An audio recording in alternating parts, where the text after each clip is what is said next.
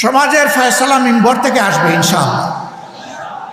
এখানে একটা দাবি দেখলাম, 7 দাবির মধ্যে একটা দাবি যে মসজিদ কমিটিতে ইমাম এবং খতিব সাহেবদেরকে সম্মানের সাথে অ্যাকোমোডেট করতে হবে।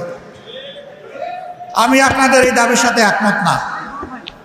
মসজিদ কমিটি হবে ইমাম এবং খতিব সাহেবের পরামর্শের ভিত্তিতে। এই কমিটির প্রাণ পুরুষ হবেন খতিব কিংবা ইমাম। তাকে বাদ দিয়ে নয়, তাকে সহযোগিতা করার জন্য এই কমিটি হবে।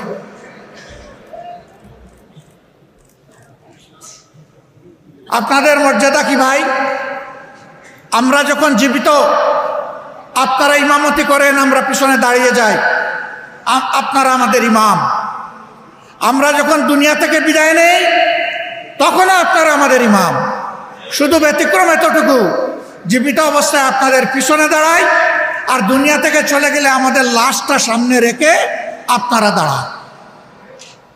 আপনারা হচ্ছেন ইমামুল হাইয়া ওয়াল মাইয়া, হায়াতেও ইমাম, মৌতেও ইমাম। আমরা এই দিক থেকে কলিজার ভিতর থেকে আপনাদের প্রতি আজীবন সম্মান দেখাতে চাই। আমাদের ইমাম এবং খতিব সাহেবরা কারো করুণার পাত্র হবেন, এটা আমরা দেখতে চাই না।